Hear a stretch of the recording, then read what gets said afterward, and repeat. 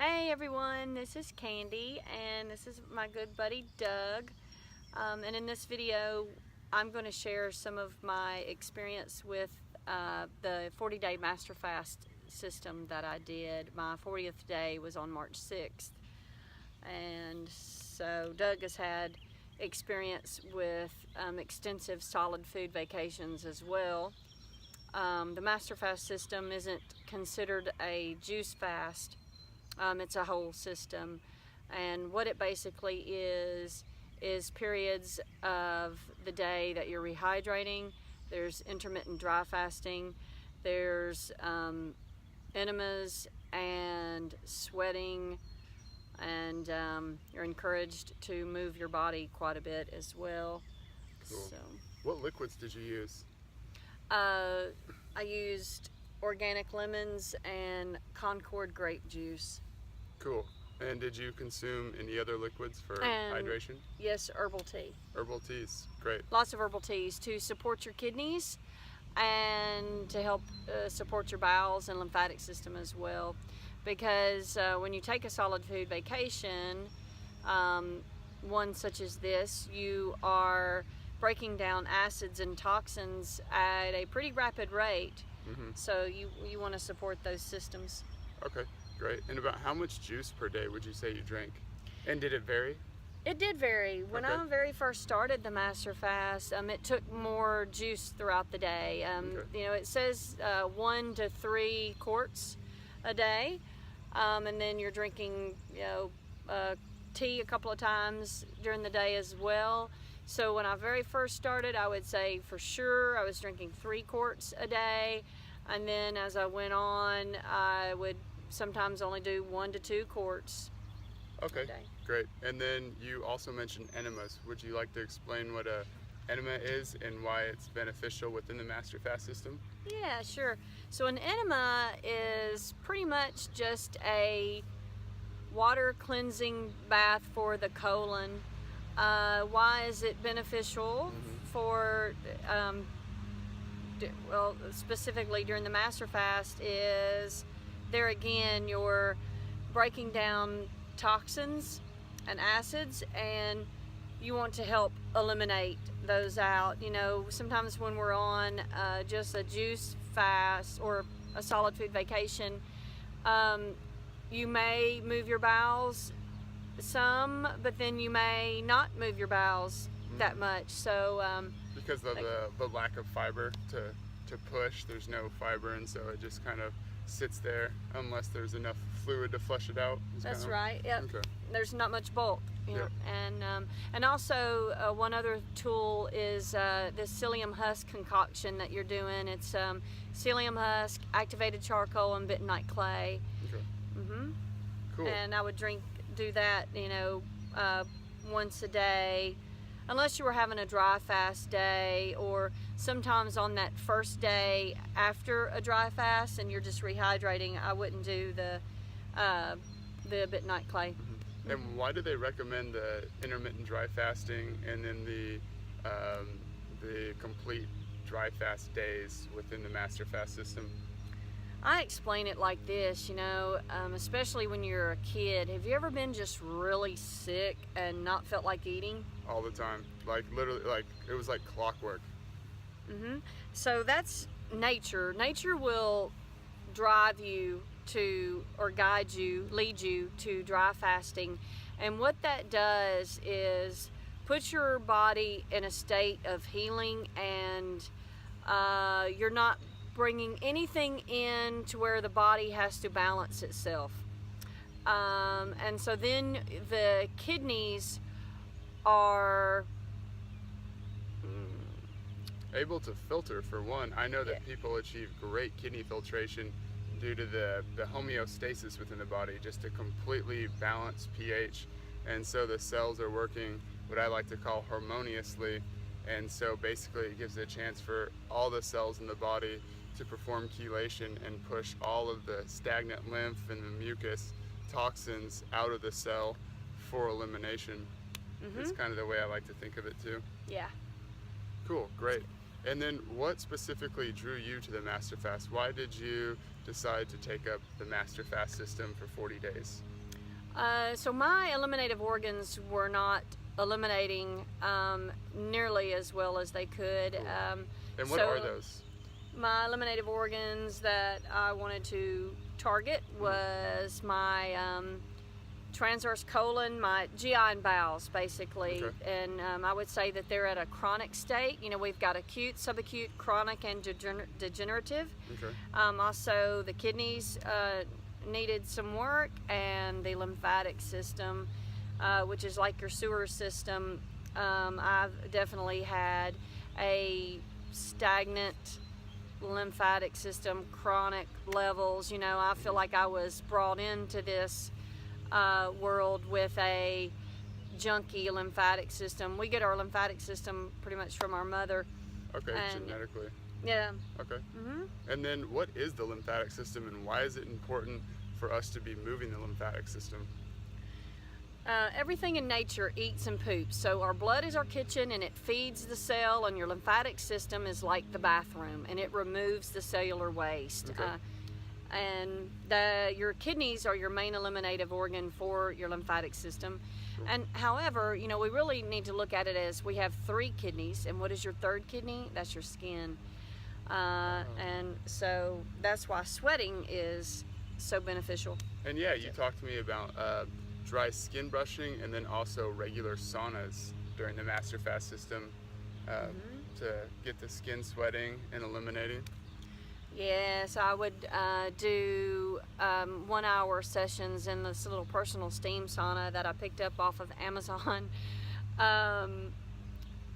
Except if it was a dry fast day.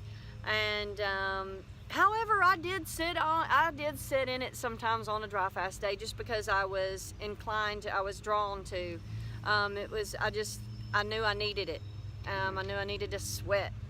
Mm-hmm. And okay, cool. And then within the regenerative detoxification community, there's terminology such as like a healing event or a healing crisis, or maybe a period of elimination, and this is where toxins or mucoid plaque or just obstructions are being eliminated from the system.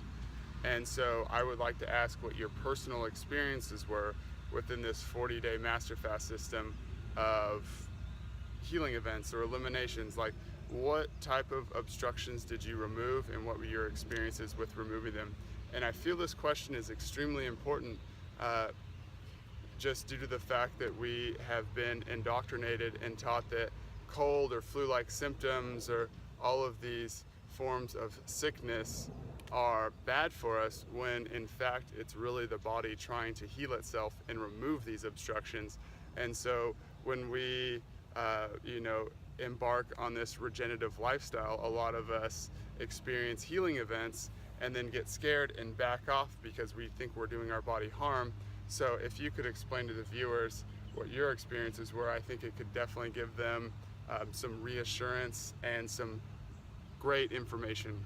Yeah, I refer to them as healing events because I don't look at much of anything as a crisis. You know, that word just sounds kind of negative and harsh to me. Really intense, kind of scary, honestly. Yeah, and you know, it'll pass. Everything passes, you know.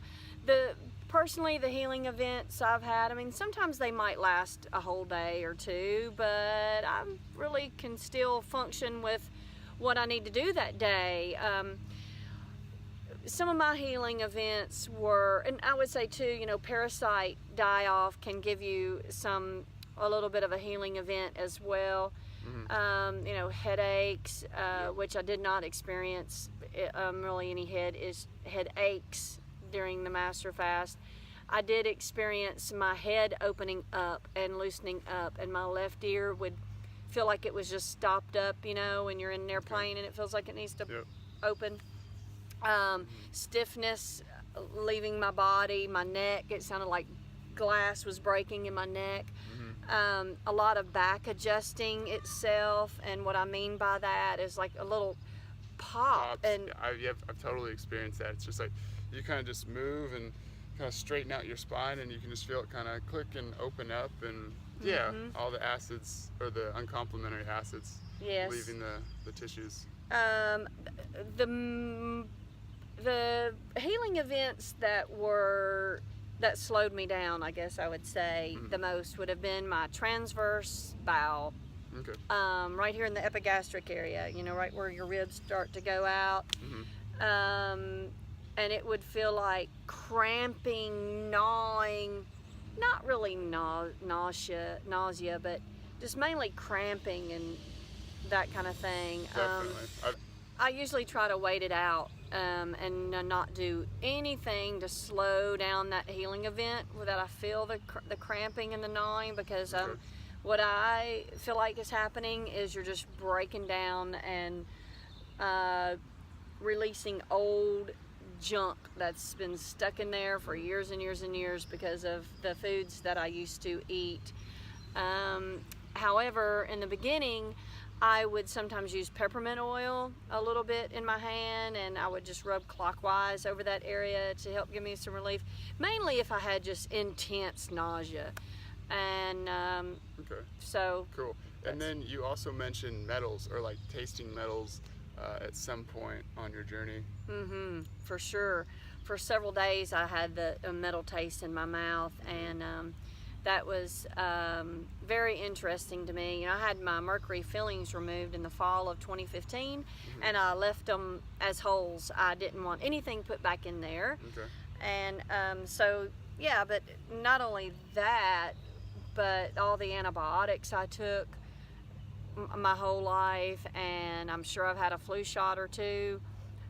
There's metals and all of that.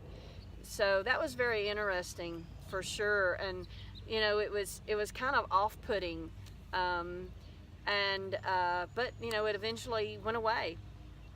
Cool. So great. And then to wrap it up, the last section is how are you feeling post master fast? What benefits did you receive from the fast, and like how are your energy levels, and from before to now? My energy levels are, I don't know, you're around me. What would you say? I would say you're the first one up and the last one to go to bed, I'll say that. Well, that's cool. I will say this. My energy levels right now are definitely higher than at the tail end of the Master Fast. The last 2 weeks of the Master Fast, I was really getting into some deep stuff. My emotions became more stable. I just had this lovingly contentment about myself. My bladder did a 360 during the Master Fast. Now I have seen it react to foods since the Master Fast, but that's expected.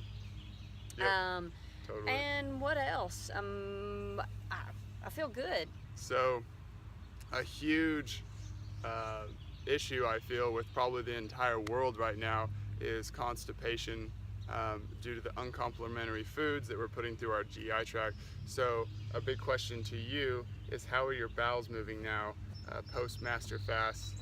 Because I know it was something you were definitely focusing on. 2 years ago, when I started upon this journey, I started out on the stomach and bowel number 5. It's considered the mover. And what is that, just so the viewers know? Like, it's an herbal formula with just herbs, with cascara sagrada, some aloe leaves, what else is in it? Slippery elm. Produced by Dr. Robert Morse. Yes, it's one of the Dr. Robert Morse herbal formulas. I love Dr. Morse. And now, if I was to take any, or when I take any, I take number 3. And I probably could get by with number 2. I don't know. But anyway, how I will say is, my bowels move about 3 to 4 times a day, easily. I usually move my bowels upon rising. I get up and it's, to go to the bathroom, and that might be anywhere between 5 and 7 a.m. And then I've usually moved my bowels for the second time around 10 a.m. Okay. And then I'll move them again later in the day. And is this with a formula or 3 to 4 times a day without a formula? That's without a formula.